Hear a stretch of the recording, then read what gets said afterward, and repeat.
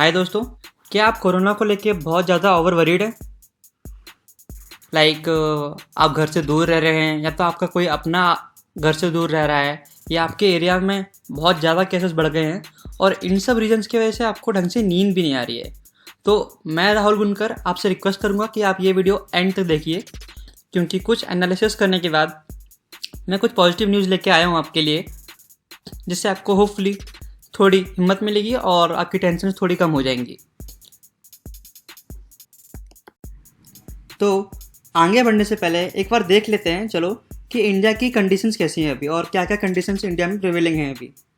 तो सबसे पहले मैं इस साइट पे गया हूँ, covid19india.org करके है, जो मुझे काफ़ी रिलायबल लगती है। आप कोई दूसरा सोर्स भी यूज़ कर सकते हैं इन्फॉर्मेशन के लिए। तो इसमें आप देखेंगे कि टोटल केसेस जो अभी तक हुए हैं वो 1 लाख से ज़्यादा हैं और एक्टिव केसेस 58,000 जितने हैं और जिसमें से रिकवर्ड भी ऑलमोस्ट 40 जितने हैं। तो सबसे पहले मैं रेशो निकालना चाहूँगा death rate versus recovery rate. तो कैलकुलेटर खोलता हूँ एंड तो सबसे पहले जितने लोग अफेक्टेड हुए हैं रिकवर हुए हैं 39,234 डिवाइडेड बाय जितने लोग अफेक्टेड हुए हैं इनटू 100, सो 38.69%। तो इतने लोग ऑलमोस्ट रिकवर हो चुके हैं। अब देखते हैं कितने लोगों की डेथ हुई है। तो जितने लोगों की डेथ हुई है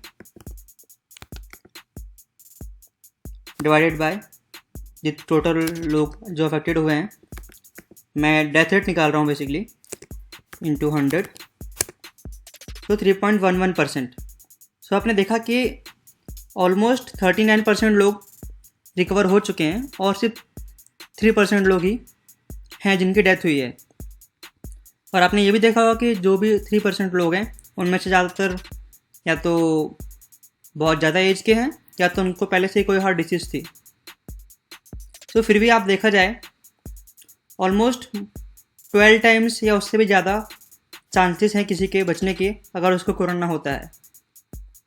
तो हमें उतनी टेंशन लेने की ज़रूरत नहीं है।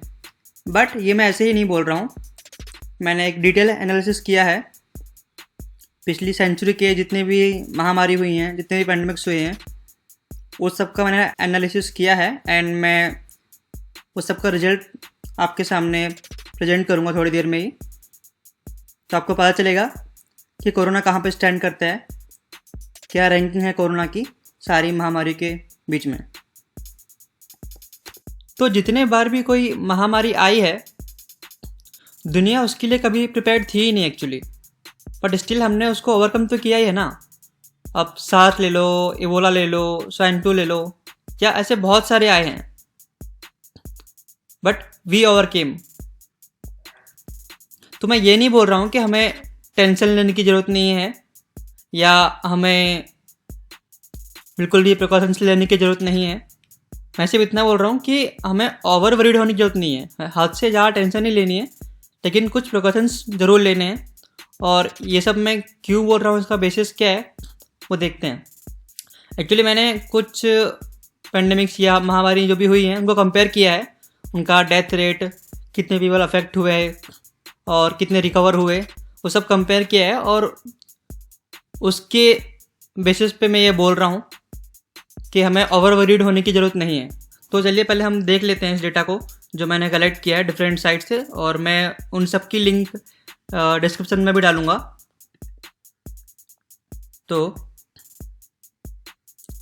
तो ये कुछ महामारी हैं: Spanish flu, Asian flu, SARS, measles, swine flu, Ebola, कोविड-19। सब देखेंगे। चलो वन बाय वन इनके थ्रू जाते हैं और देखते हैं कौन कितनी खतरनाक थी। तो जब स्पेनिश फ्लू आया था 1918 में, तो उसने 500 मिलियन, दैट इज़ 50 करोड़ जितने लोगों को अफेक्ट किया था और इसमें से 50 मिलियंस की डेथ हुई थी, मतलब 5 करोड़ लोग की डेथ हुई थी। सिमिलरली आप बाकी का रेशो भी देख सकते हैं। जब स्वाइन फ्लू आया था 2009 में, तो उस टाइम पर जो वर्ल्ड की पॉपुलेशन थी उसका 11 से 21% जितने लोग अफेक्ट हो गए थे इससे, और ऑलमोस्ट 5 लाख के अराउंड लोग की डेथ हुई थी। जब एबोला आया था तो 28,000 जितने लोग अफेक्ट हुए थे और उसमें से 11,000 लोग की डेथ हो गई थी। तो आप देख सकते हैं कि डेथ रेट कितना हाई है, ऑलमोस्ट 40%। जबकि कोविड-19 की बात करें अभी तो अराउंड 50 लाख के जितने लोग अफेक्ट हो चुके हैं अभी तक, 5 मिलियंस के अराउंड, जिसमें से 3,20,000 के अराउंड लोगों की डेथ हुई है। यानी कि डेथ रेट अगर देखा जाए globally around 7%, 6.54 to be precise, इतना डेथ रेट है। सो इन सब चीज़ से ये रिजल्ट पता चलता है कि नंबर ऑफ़ पीपल अफेक्टेड में अगर देखा जाए तो मीजल्स, स्वाइन, स्पेनिश फ्लू में ज़्यादा ही हुए थे। इवन डेथ रेट भी मीजल्स, इबोला, स्पेनिश फ्लू इन सब का ज़्यादा था कंपेयर टू कोविड-19। बट स्टिल हमने ओवरकम तो किया ही है वो सब चीज़ों को। और ये सब चीज़ें आप देख सकते हो, मैंने बेसिकली डेटा corona.health से निकाला है, जो मुझे काफ़ी रिलायबल लगती है। और दूसरी सोर्स से देख सकते हैं आप, हो सकता है थोड़ी बहुत पीछे हो सकती है। सिमिलरली इबोला का भी आप देख सकते हैं, जो मैंने विकीपीडिया से निकाला है। एंड स्वाइन फ्लू 11 to 21% लोग, 6.8 बिलियन की जो पॉपुलेशन थी उस टाइम पे, उसके इतना परसेंट लोग इससे अफेक्टेड हुए थे। ऐसे ही जो मीजल्स है उससे भी हर साल ऑलमोस्ट 20 मिलियन लोग अफेक्ट होते हैं अफ्रीका और एशिया में। और 1980 में 2.6 मिलियन लोगों की डेथ हुई थी इससे। सो ये कुछ पेंडेमिक्स हैं जो बहुत ही ख़तरनाक थी, जो कोविड-19 से ज़्यादा ख़तरनाक थी इनफैक्ट। बट स्टिल हमने उनसे फाइट किया है और हम काफ़ी हद तक जीते भी है। सो अभी हमें इतना ज़्यादा डरने की ज़रूरत नहीं है, लेकिन बहुत सारे प्रिकॉशंस लेने की ज़रूरत है, क्योंकि कोविड-19 की जो स्ट्रेंथ है वो है इसके स्प्रेड होने में। सो देखते हैं कैसे हम क्या क्या कर सकते हैं जिससे हमें ना हो। तो चलिए पहले देख लेते हैं कि कोरोना वायरस की जो वैक्सीन्स है उसको लेके हम कहाँ तक पहुँचे हैं। तो ये एक वेबसाइट है healthline.com करके, इसका जो डेटा मिला है और जो बाकी न्यूज़ चैनल्स हैं उनसे जो डेटा मिला है, तो उससे ये पता लगता है कि बहुत सारी फार्मास्यूटिकल्स कंपनीज हैं, जैसे कि जॉनसन एंड जॉनसन्स, सनोफी वगैरह, और university of Oxford in England, और बहुत सारी ऐसी संस्थाएं हैं जो काम कर रही हैं अभी वैक्सीन को लेके। तो और इनमें से काफ़ी सारी कंट्रीज़ ने इवन ह्यूमन ट्रायल्स भी स्टार्ट कर दिए हैं, जैसे कि कनाडा ने और भी कंट्रीज़ हैं। तो according to Johnson and Johnson हमें शायद अगले साल के शुरुआत में या तो फिर अगले साल के सेकेंड हाफ में इसकी वैक्सीन मिल सकती है। तो तब तक के लिए हमें खुद को सेफ रखना होगा। तो ज़रूरी है कि अब लास्ट में मैं कुछ बातें फिर से रिपीट करना चाहूँगा कि क्या क्या प्रिकॉशंस हमको लेने हैं।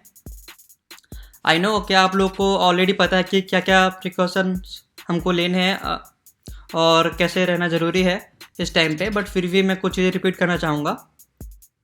तो सबसे पहली जो चीज़ है जो कोरोना के अगेंस्ट काम करती है वो है इम्यूनिटी। तो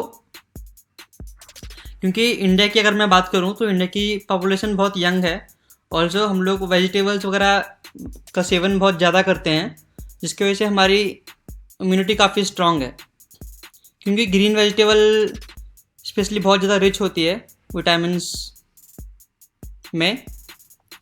तो ज़रूरी है कि आप रेगुलर एक्सरसाइज करें ताकि आपका वेट मेंटेन रहे, और सही मात्रा में रोज़ पानी पीना है, लाइक 3 से 5 लीटर के बीच में हर दिन। और ग्रीन वेजिटेबल्स आपको रेगुलर बेसिस पे खानी है, क्योंकि बहुत सारी विटामिन ऐसी हैं जिनको हमारी बॉडी स्टोर नहीं कर सकती, तो इसलिए हमें वो रेगुलर बेसिस पे खाने पड़ती है। और लास्ट में आपको नींद प्रॉपर लेनी है, प्रॉपर स्लीप बहुत ज़रूरी है। उसके लिए आप मेडिटेशन वगैरह कर सकते हैं। तो ये चीज़ें हैं आपकी इम्यूनिटी डेवलप करने के लिए, और ये इम्यूनिटी 1-2 दिन में डेवलप नहीं होती है, आपको ऐसा रोज़ करना पड़ेगा। देन सेकेंड थिंग, दूसरी चीज़ ये है कि सोशल डिस्टेंसिंग मेंटेन करना है, जो बहुत ज़्यादा ज़रूरी है। आप कोई भी दुकान पे जा रहे हैं, कहीं पे भी जा रहे हैं, कोई ज़रूरी सामान लेने, तो इतना डिस्टेंस मेंटेन करें कि सामने वाले को अगर छींक वगैरह आती है तो वो आप तक ना पहुँचे। मास्क लगाना ना भूलिएगा। और अगर कुछ सामान आप लेके आ रहे हैं तो अगर कुछ ऐसा सामान है जो बिना फ्रिज के भी ख़राब नहीं होगा तो उसको बाहर ही रख दें कुछ घंटों के लिए, क्योंकि जो कोविड-19 की जो वायरस है उसको ह्यूमन सेल्स के होस्ट चाहिए होते हैं ज़िंदा रहने के लिए, और कुछ टाइम तक उसको अगर वो ना मिले तो वो मर जाते हैं। तो इसलिए सामान को आप बाहर छोड़ सकते हैं, और इनका ड्यूरेशन अलग अलग है हर टाइप के सामान के ऊपर ज़िंदा रहने का। और लास्ट में सबसे इम्पोर्टेंट बात कहनी थी आपसे कि please do not hate the covid affected people. हमें कोविड-19 से लड़ना है, ना कि बीमार लोगों से। सो आज के लिए इस वीडियो में इतना ही। मैं राहुल बुनकर आपसे विदा लेना चाहूँगा। अब सेफ रहें, हेल्थी रहें, वी विल विन। एंड अगर आपको वीडियो पसंद आई हो तो please like, share and subscribe. Thank you.